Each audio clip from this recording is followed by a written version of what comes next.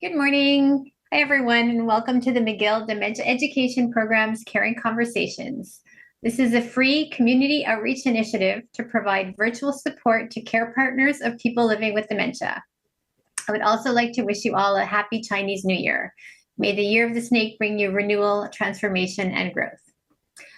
So the McGill Dementia Education Program offers a comprehensive range of free resources to educate and support people living with dementia, family and informal caregivers, healthcare professionals, medical students, and the public at large. An important resource is Dementia, Your Companion Guide, which is available online for free in 14 languages. Printed copies can also be obtained on Amazon. We also recently launched a free online course designed to educate and support care partners of people living with dementia.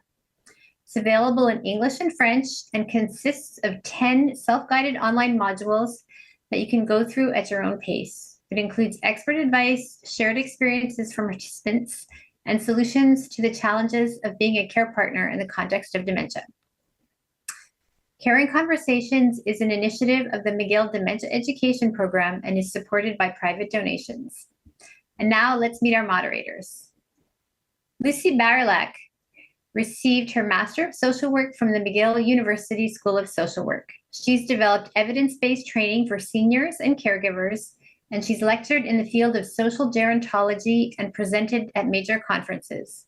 Her research studies have been published in numerous journals. Ms. Barylak received the Queen's Jubilee Award for her role in developing a national coalition to support caregivers across Canada. Joanne Besner is an educator, professional coach, and caregiver.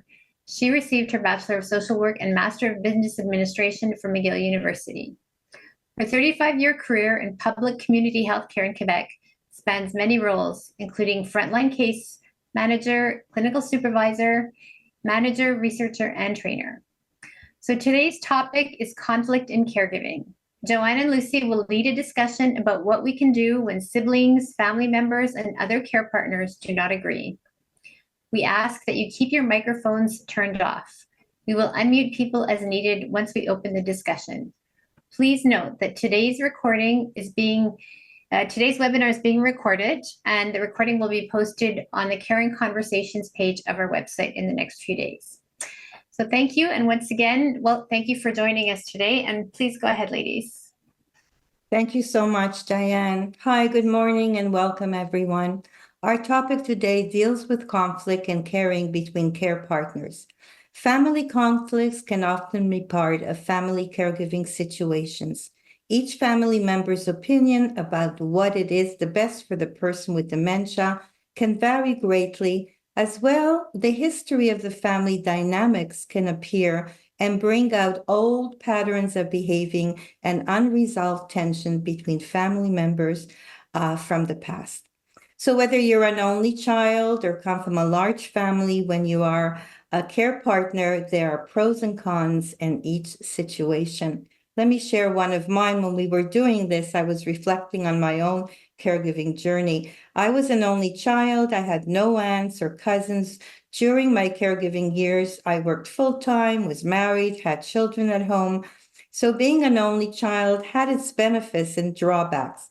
I could make my own decisions regarding what I thought was best for my mother. No one to argue with my decisions, but there were some drawbacks as well.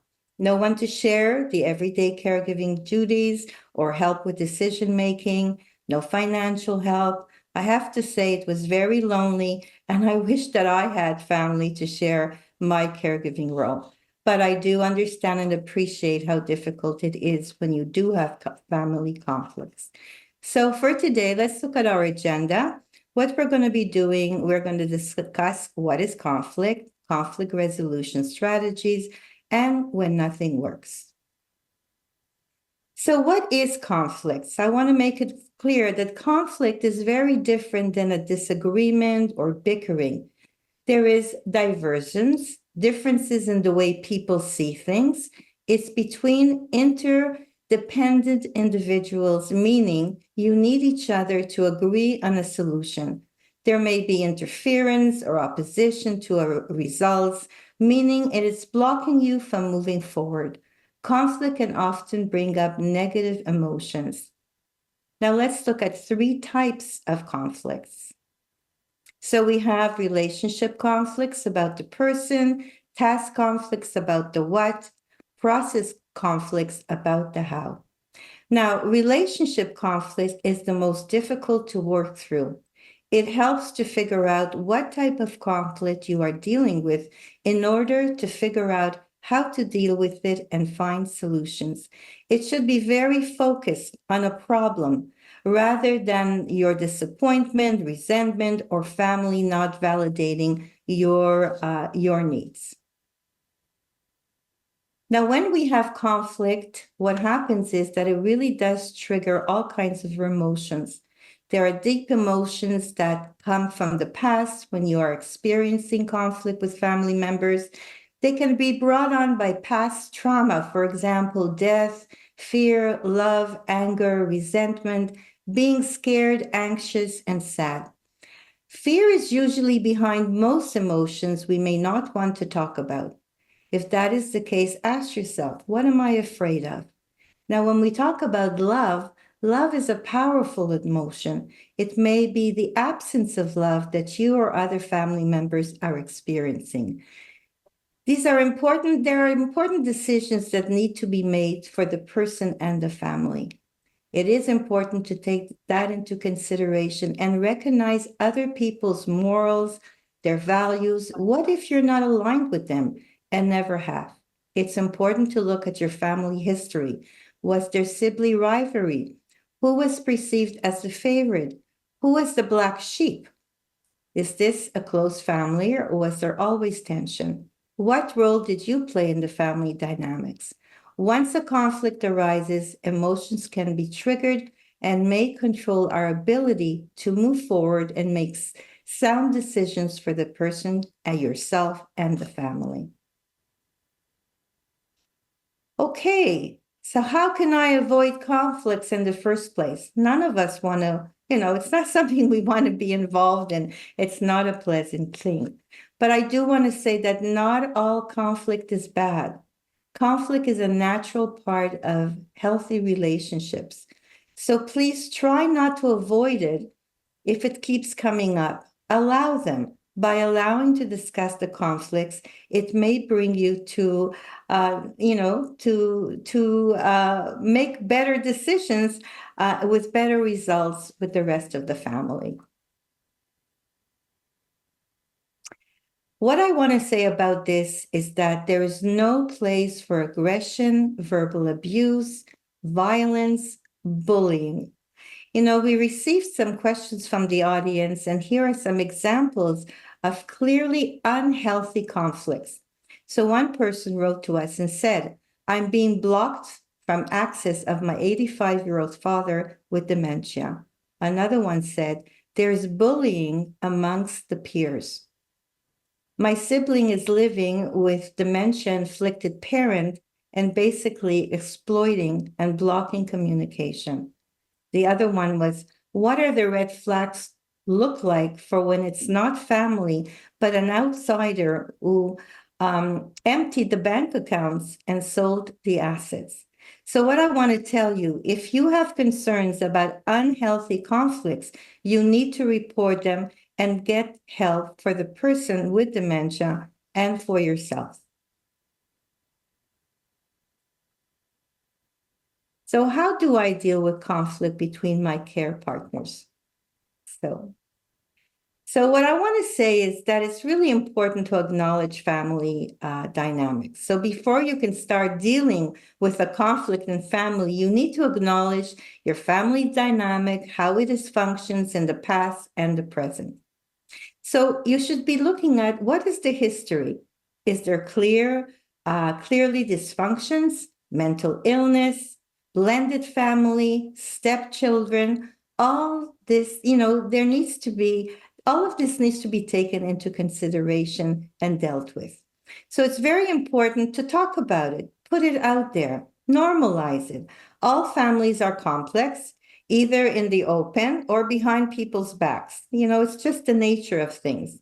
But it's also important to invite members to exclude themselves if they cannot handle or be part of a conversation, as long as they accept the conclusions.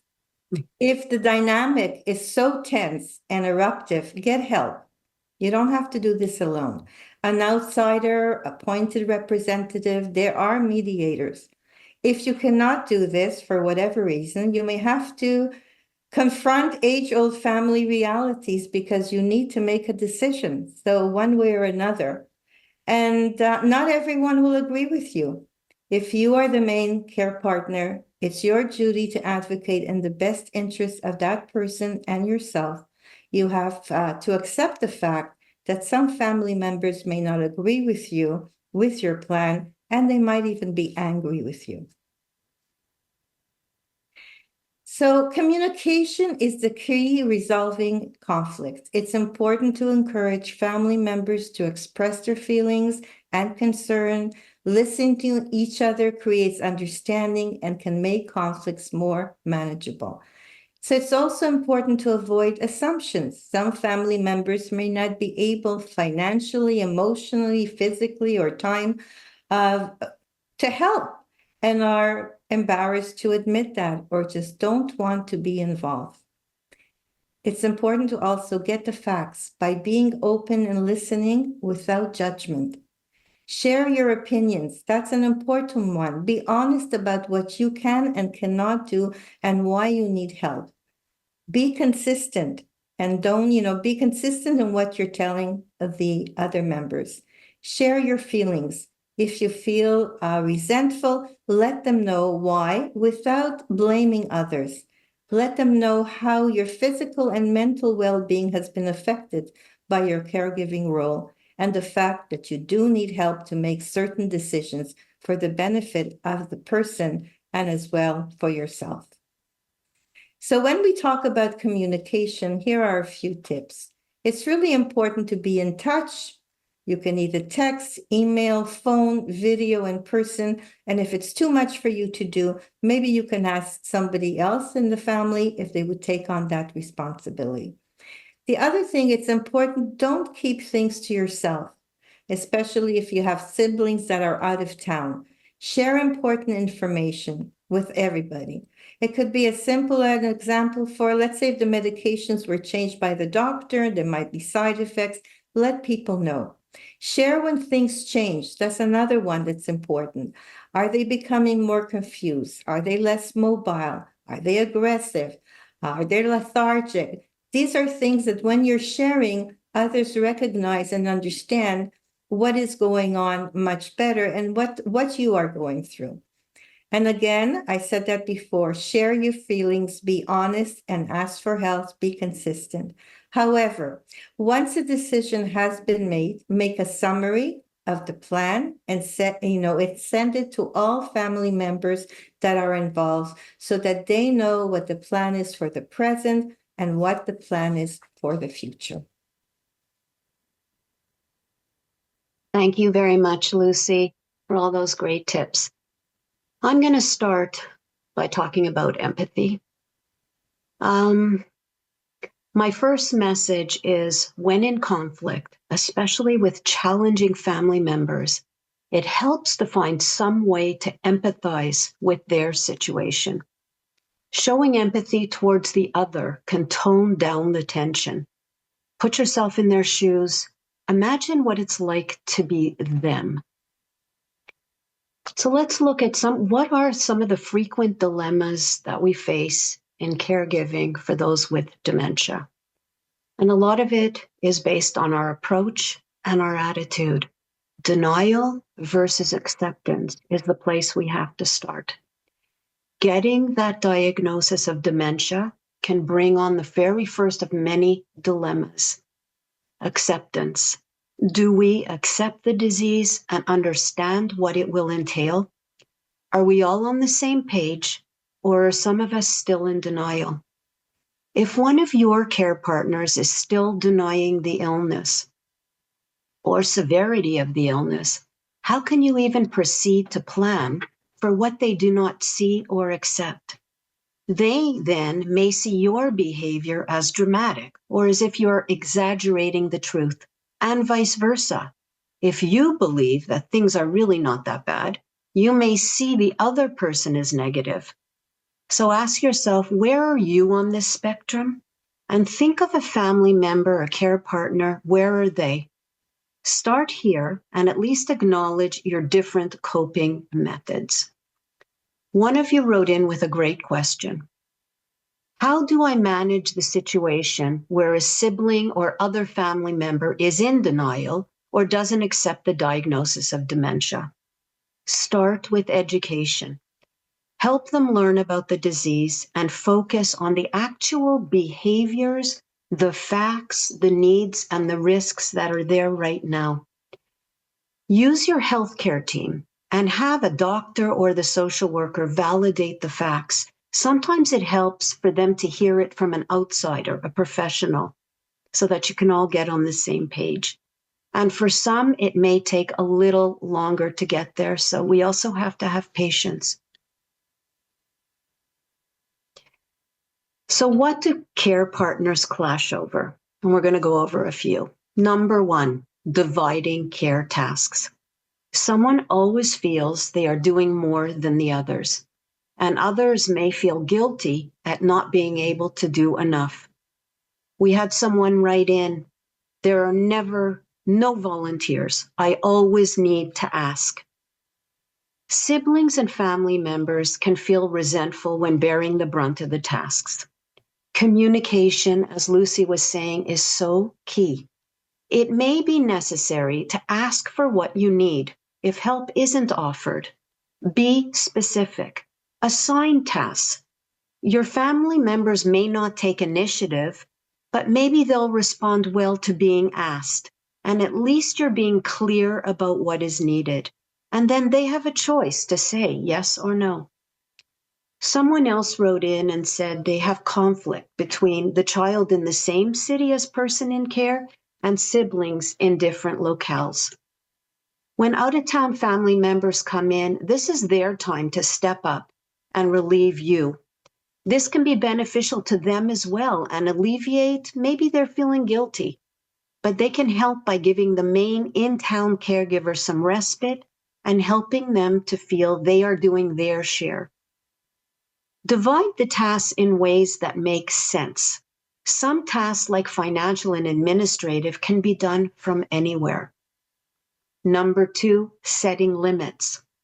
Some care partners are able to say no easier than others and understand their own health limits. They are looking after their own well-being. Caregiving is not an obligation in the law unless it is for minor children. So I want to share two other comments that came in. My brother has not been helping me take care of my parents. I don't want to fight with him, but he needs to pick up some of the weight. And someone else wrote in, I'm having issues with a sibling who's not willing to get involved.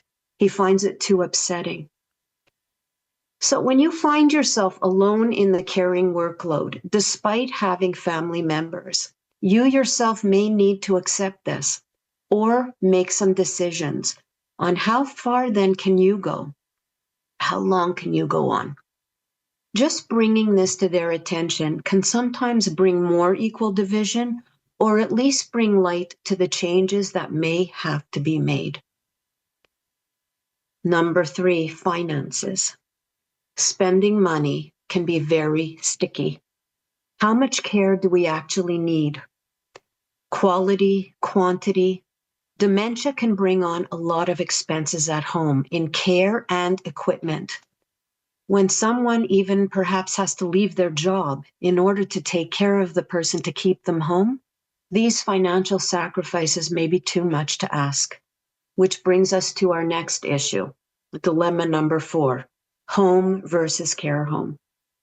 This can be such a contentious topic that we have a whole webinar dedicated to this, and I believe it was our previous one last month, so please do consult it on our website. Someone wrote in, what do I do when a care receiver doesn't want respite care or home care in the house, but the family caregiver is burning out? Lucy always says there are two people in this relationship. So once again, as a primary caregiver, you may have to confront some difficult decisions if you cannot carry on at home. Even if promises were made, they were made at a different time under different circumstances. And finally, dilemma number 5, divorce and blended families. This adds more layers and makes all the above even more challenging. And I have seen in my work experience over the years, terribly sad situations where we see divided family camps, each looking out for their own parent. So to resolve conflicts like these that we've talked about and that you, our participants, have written in about, let's look at some approaches to help you in conflict resolution. And I'm going to talk about the positive intelligence model. Those of you who have joined us before know that it's my go-to, and it's based on the book by author Shirzad Chamine. And I'm also going to use some strategies from Lynn Davey, and she wrote a great book called Conflict for Nice People.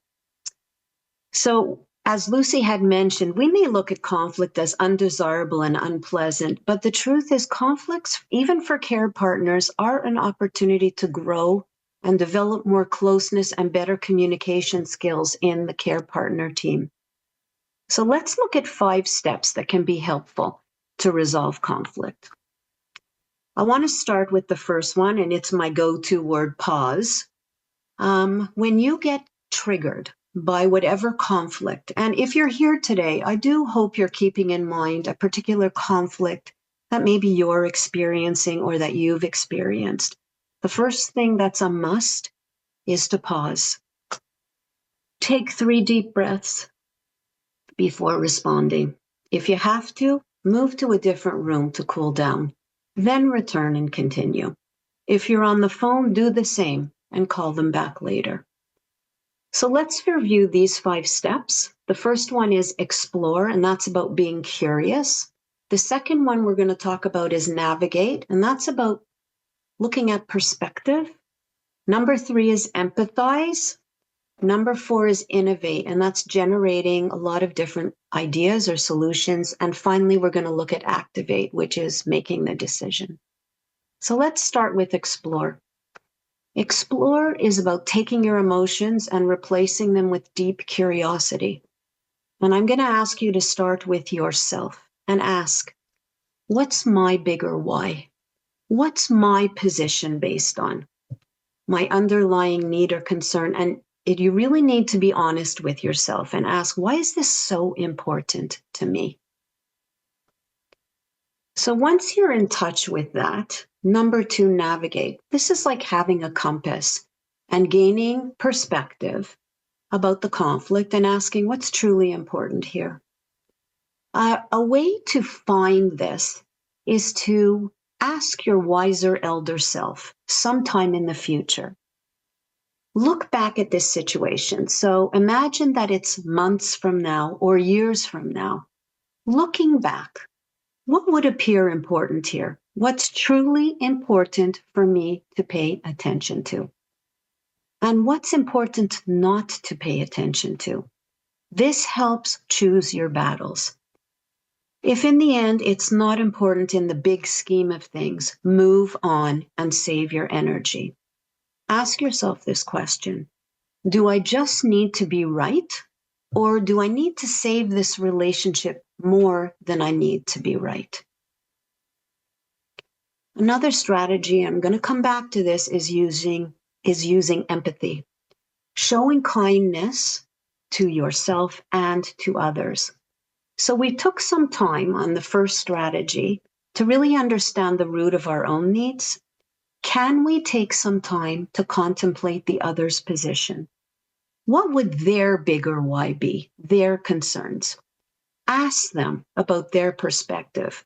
You might want to say, help me understand where you're coming from. I'm imagining that you may feel such and such. Am I correct? So you're really opening it up. And I want to give you a strategy from Lynn Davey's book, Conflict for Nice People. And what can help this process is sometimes it helps to just see it in black and white. So you simply take a big sheet of paper and you draw a line down the middle. And on one side, you put truth number 1, and on the other side, you put truth number 2.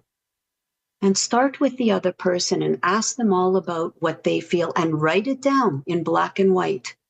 And if there's more than one person, I think one person wrote in and said they're 5 siblings. Imagine having 5 different opinions. Just add extra columns, start with the others, and then come back to yourself and say, okay, now, I want you to look at my truth, and you do the same thing. So you have it all in front of you. This is often a good, calm place to start looking at what's in common, where do we go from here? Now, of course, this is a challenge. When family members don't get along, and remember, Lucy said relationship conflict is the most challenging one. We can get so busy blaming the other, we label them as the difficult ones, and they may well be. But they may be thinking the same about you, that you are the difficult one. So ask yourself, how might your own behaviors be contributing to this conflict? Is there something there to look at? And if you do discover that you behaved in a way you wish you had not, own it, come clean, apologize, and remember, show empathy for yourself because you're not perfect either. Our next strategy is called innovate. And that's about generating ideas by hearing everybody's opinion. So this step is about listening, really listening to the others. Do you believe that your group of carers can come up with a better decision that any one of you alone can? Because this is true for most groups of people. And I know it's true for my little group with my sister and my brother. Together, we make a better decision than just one of us. So if you believe this is true, how would it be to have a family meetup, but where you create a safe space for everyone to speak up? You have to start by accepting to listen to everyone's opinions without interrupting. Most of us simply want to be listened to and heard. Now, I have to ask, are you a bunch of interrupters? Because many of us are. So in that case, using a talking object, some kind of a stick or a pen, can be helpful. Who's ever holding the object is the one that speaks. Everybody else simply listens without judging or saying whether the idea is good or bad. Then at the end, together, summarize the best points that all of you have come up with together. And then finally, activate. It's time to act, time to make a decision. This means asking, what do we all want? Plan your first positive step. But here's the key, start small. Your first move doesn't need to be perfect. It doesn't have to solve the entire issue. It just needs to be something. When having a family discussion, this is a question that came in, excuse me, and it was a great one. When having a family discussion, is reaching a consensus among family, including the person we are caring for, a good idea? Yes, absolutely. This is the ideal way, but it's not always possible. So, until you get there, focus more on the next small step that moves you and your care partners closer to the goal, and then repeat. Motion creates momentum, and momentum will keep you going in the right direction. Conflict isn't about what you're fighting about. It's about what you're fighting for. So keep that person at the center whom you're fighting for. What worked well for my siblings and myself was figuring out what we were each good at and identifying also what we really did not like to do and what we could work into all our busy schedules so that we could create a good fit. And then once we did that, we made sure to thank each other. We still do this, thank each other for every deed done and show our appreciation and acknowledge our success at working together as a team. But what do you do when nothing works? Sometimes it may not be realistic to try to change patterns and situations that have been in your family present for years, or it just might not be the time yet. So if you cannot manage to get along well enough and work together, you may have to step away and set limits. And activate also means just this: step away. Say no in the way you need for you. And this is where legal guidelines are helpful. Start there and abide by the rules. Who holds the power of attorney and mandate of incapacity? Who has the legal right to act? And then you can just comfort yourself with the fact that you tried your best, and then choose self-preservation. And of course, leave the door open if you can. It may not be the time yet. Leave the ball in their court and come back later. And I think, as Lucy mentioned, you don't have to do this alone.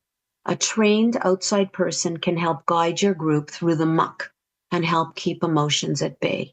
You can consult social workers, family counselors, coaches, and mediators. So on that note, we are inviting you to have a caring conversation with us. Okay, so I'm going to stop share.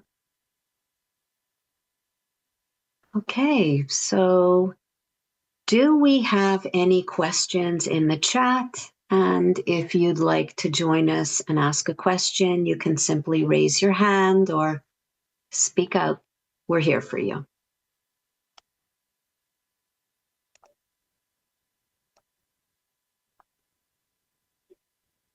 While we're waiting for someone to speak up, Joanna, what was quite interesting for me to hear is how you and your family members acknowledge. I think many times we forget to do that. If somebody does help us out, we just kind of take it for granted that you acknowledge that what the task was that was done. I think that made a very big impression on me, I have to say. Yeah, from when the pandemic, I'd say, because we were caring for both our parents, and then my father passed away over a year ago. So especially during the pandemic, we actually ended up speaking more frequently because of the use of Zoom, which was really convenient because all three of us worked.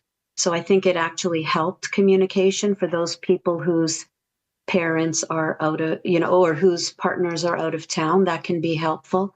But to this day, we do a lot of emailing, or if I do something or my siblings do something, we copy each other, we say what we did, and there's always a thank you very much at the end, and it means something. It does. Diane, is there anything in the chat? Yes, we have a question in the chat. So in the case of a joint power of attorney, how do I deal with a huge imbalance of power? Great question. Yeah, and imbalance, well, you know what, Lucy, I'll take a stab. Maybe I'll pass it to you after. Sure. Imbalance of power can come from very many things. So I would be curious if the person can write a little bit more about what that stems from, because it might be a good place to start and just name it. Name the emotions of, I'm feeling like there's two of us here. We've got to work together, but name it. I'm feeling this imbalance of power. So conversation and communication is everything. There's no magic answers to this. So that's where I would start, is to mention that. The other thing is, remember I said it's not what we're fighting about, it's about who we're fighting for. So if two people are on that power of attorney or on that mandate, it's because the person chose both of you, and it was their decision, and honored that decision by allowing both things to, both views to come up. Lucy, did you want to? Sorry, did you want to add anything to that? Or? Yeah, so the person who originally posted the question, you were asking, in your what is the balance what of they power? were reading about. So basically, the roots are in the relationship, and I guess when they were growing up. Yeah. The other person is always right, and the person who asked the question is always wrong. So that's family dynamics there. Very hard to change family dynamics that have been there forever. There has to be a will. And I would still say the same thing, put it out there. Strategies to use are to name it, to say, look, this is the way it's always been. Is there any way that we can move forward on this, keep our person in mind and focus on them? But, there is a truth there. When things are so solidified, these are really hard changes. And if you remember when I talked about emotions, one of the greatest emotion is fear. And sometimes when there's that imbalance, the person that feels that they're sort of not having a say, there's a fear there. And I think you do have to ask yourself, what am I afraid of? Exactly what Joanne said. If I confront the person in a calm way and tell them, what would be the consequences? I think sometimes you have to step up and sort of look at, why are you afraid to share some of these concerns that you may have? Thank you. So we do have another question. You mentioned when exploring to leave emotions or keep them at bay. I believe our emotions often contribute to conflict. Would you have any suggestions for how care partners can do that? Not everyone experiences emotion the same way. How can we generally help them put the emotions at bay when resolving conflict? Lucy, do you want to grab that one first? Sure, that's a very, very good question. We talked about that when there are conflicts, we get triggered by emotions, and a lot of it has to do with the past and how we dealt with things or the relationships that we had. And again, I think it boils down to really taking a look at oneself. You're dealing with a conflict. There's a problem that you want to get a solution to. So in a way, what you have to do is, yes, acknowledge your emotions. And as Joanne said, take a big breath, step out of the room if you need to. But once you take that breath and step out of the room, focus back on the conflict that you're dealing with right now. What is it all about? And don't allow those other triggers to come into the scene. Remember, as we talked about, you're there to resolve a conflict. You're there to resolve a solution. So whether that person that is triggering you in the past used to be a bullying or whatever the thing is, come back, take a breath, deal with it, and focus on the problem that you're trying to deal with. So I'm going to add to that by giving a little bit of a sneak preview into our next webinar, because your question is so timely. Our webinar next month is on emotions. And it's so important, because if you are highly emotional, and unable to bring them down, we call that self-regulation, being able to self-regulate. Until you are able to bring your emotions down, it's not a time or a place to deal with the conflicts. So some strategies, breath is a number one strategy.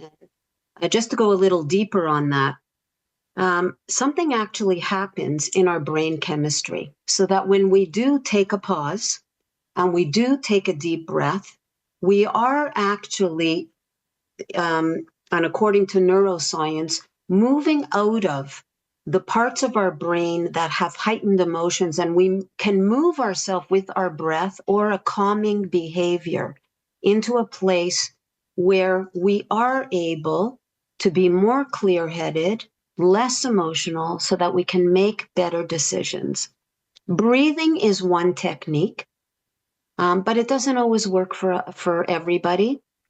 And I can offer a few other techniques, but it's the same idea about calming yourself down, is closing your eyes and just listening to the closest sound you can hear, listening to the furthest sound you can hear. Another way is just sitting in your chair comfortably and doing a body scan. Focus, start with your feet, up your legs, your arms to your head. Any task that you're doing that you can focus on a physical sensation in your body can lower your emotions. So that's good if you have the desire. So if you have other family members, you might share some of those strategies. And just first of all, I would stop any conversations that are happening in the height of emotions. See if you can get other people on board to take a moment to calm everybody down, to self-regulate, and then go ahead. And I would also urge you, there is, I think, another webinar on coping with emotions with positive intelligence, maybe from previous years. So there's more information there on regulating emotions. Thank you. So we have another question from a listener who is estranged with her sibling, broke off contact due to an abusive situation. So there's a challenge there in terms of sharing the tasks because they're no longer in touch. So what would you recommend in that situation? Yeah, that's an exceptional situation. And in that case, really, I would personally recommend counseling. I would personally recommend seeing somebody for yourself and determining what's best for you. As we said, there's healthy conflict and unhealthy conflict. Whenever abuse or bullying or anything like that comes into the picture, self-preservation is important. So I would definitely consult some kind of a family counselor. I agree with you, Joanne. Yeah. No more questions for the moment in the chat, but I just wanted to mention if anyone would prefer to ask their question, if you raise your hand, we will unmute you if you'd prefer to ask your question verbally. Let's see.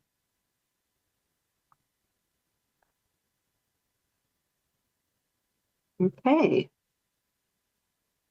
Is there anyone out there that wants to share the types of conflicts they're going through? Or how about on the positive side? Have you had conflicts where you've actually had some success, where you've tried strategies maybe that Lucy and I didn't mention?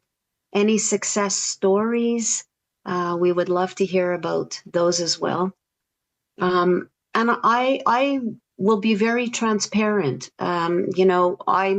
I'm in a caregiving team, and it involved my parents at different times, and so we were a total of 5 people. And hey, we didn't always, things weren't always so smooth. We all have very different types of personalities, and we had a recent situation that I'll share with you, that I was going back and forth with my brother, and I was insisting that I was right. And he was very politely saying, Joanne, I think it's this. And I was so sure of myself. And then after, I think a few hours, I realized I had really made a mistake. I had misunderstood something. And I laughed, and I came back to him and I said, you were right. You were so right. And he said, I know. And what I really admire about my brother is he knows my personality. He knows my conviction. He knows my passion. And he just let me be me. And he knew it would come out after and we would be okay. So why I'm sharing that is, don't get too attached in the moment. Go back to the love, go back to the trust, believe that things are going to work out, and just know there are no perfect families out there. We all have our yuck. We all have our muck. It's so, so normal. I have a question. Sure. Okay, I'm in a situation now too, where there's a lot of conflict. And I did ask for a social worker to get involved. Unfortunately, the intervention of the social worker has brought the family more separated, and divided the family even more. And I'd like to know what to do in that situation. I think one of the situations were my mother had been in hospital in 2023, and I was asked to be the caregiver when she came out of hospital. And I had been doing that, and she made a remarkable recovery. It was going great. But with siblings, I found there was a lot of conflict. They were not happy because they had already given orders to the hospital not to, um, do any measures to save her. And when I got into the picture when she was in the hospital, I said, well, she has pneumonia. Certainly there's something you could do. And they did. And then she came out of the hospital into back home, and I was taking care of her as the caregiver. But that caused a lot of people to be angry in the family. And then I noticed negative things like where was her money? I started asking questions, and then that started a whole hornet's nest. So in the process, they didn't want to say there was a mandate, and they refused to actually give any information on a mandate. Um, it finally came out there was one that was altered, the original one being for me, but I didn't know about it. And one of the sisters went back with my mother, I guess, when she had the dementia, to change it for her. But she's out of town, so she's not here and she can't really take care of my mother. So there's a lot of conflict.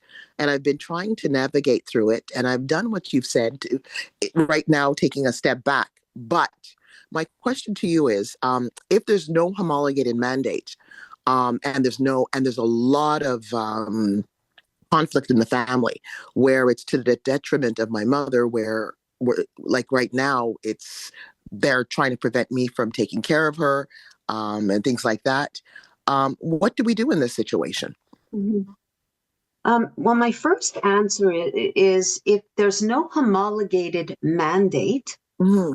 it's because your mom then has probably not been declared incompetent. Is that correct? No, she has been for a while.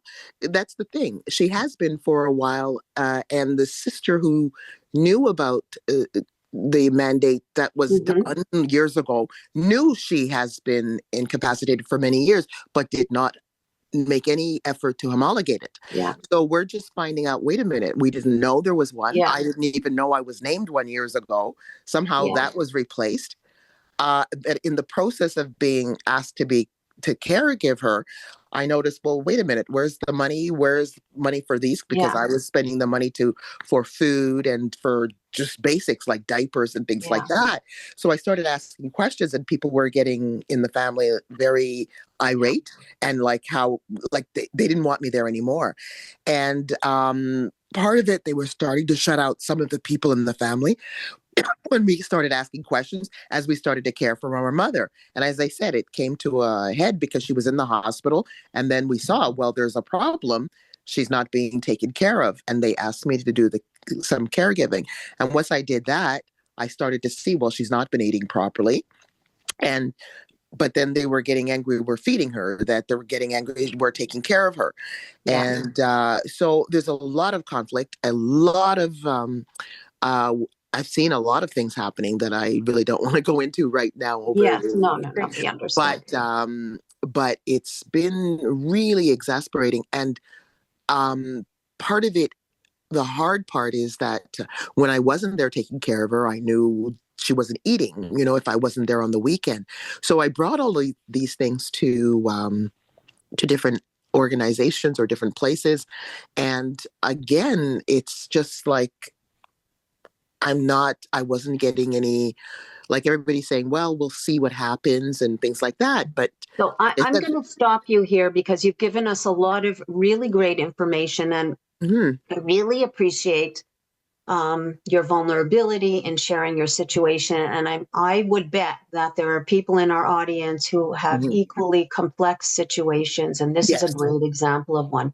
And I want to mention a few things. What's so important is the legality.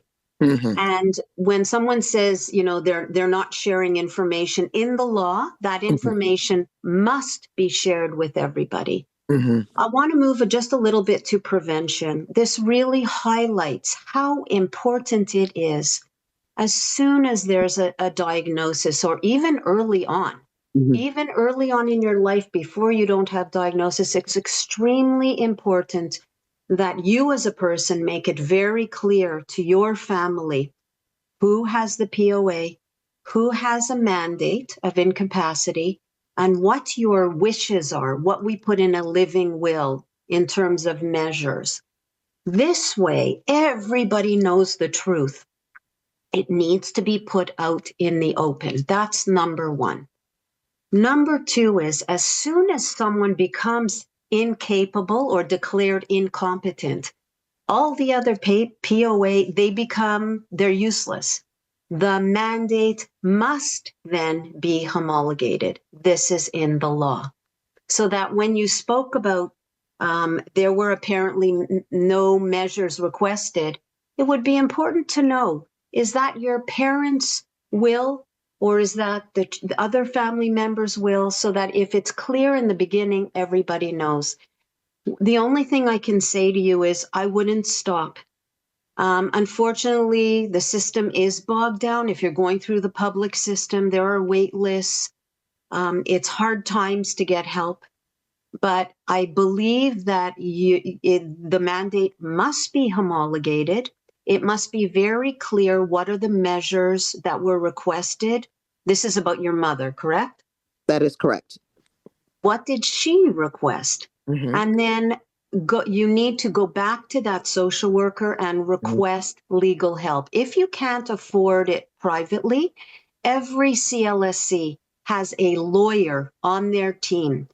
With this kind of complexity that you've described and infighting, of course you're feeling frustrated. I can't even imagine how much frustration you must have. And I feel for you. It's so hard to navigate our system. But I would say go back. And I also do, I hate to keep saying this, that recommending other webinars. And Diane, I don't know if you have it in there, but there's one on mandates and POA. Alzheimer group, I believe, also had an expert just come in as well. There's a lot of information. Listen, or consult a few of those. Go back to your social worker and get some legal assistance. That's all I can suggest. All right, Good luck to you, and thank you so for much. sharing. Thank you. Lucy, did you have anything? I think you said it all, Joanne. It's very important to get it homologated by the law. Yeah. I posted a link in the chat to a McGill Cares episode that covers a lot of these topics. So that could be great for people to look at if they're looking for more information. Thank you, Diane. I know I put you on the spot always, but she's our great researcher. We have so many great resources on our website. Yeah. So chances are, if you have a question, we've addressed it, in a past Caring Conversation or McGill Cares or whatnot. I don't see any other questions. So maybe I'll wrap up then if there's nothing further. I just wanted to add one last point. Sure. So in the interim, when nothing is homologated or has been homologated, all equal siblings should be included in decision making? It means that there's nothing legal, it's more complicated than that. It really should go by what was on the mandate. If everybody's on the mandate, it's whatever your mother declared was her original wishes. And I just want to mention, if something was changed later on and she was already incapacitated, it's not valid. So that's why what you're describing is a very complicated situation. I'm not in a position, because I would need to know more information about your situation personally. That's why you really need to consult. But even banks, you're very lucky if you can get access to money, because some banks will say, no, absolutely not. That's why it's extremely important to go and get the proper legal things done. Thank you very much. Good luck. Great. Thank you. So I just want to say thank you so much to Joanne and Lucy, and to everyone who's participating from home today on this snowy day. As I've mentioned, the recording of this episode will be posted on the Caring Conversations page of our website in the next few days. And we would like to know what you think about Caring Conversations. My colleague Maria is going to add a link in the chat to an evaluation. So if you could take some time to fill that in, we'd really appreciate it. She will also email that link to you. So next month on February 26th, we're going to be talking about the range of emotions triggered by caregiving and provide some tips on how to manage them. If you want to stay up to date on all of our different events, please be sure to sign up for our newsletter or email us at dementia@mcgill.ca. And just a reminder that Caring Conversations is a project of the McGill Dementia Education Program, which is funded by private donations. Thank you so much, everyone, and take good care. Thank you, everybody. Thank you.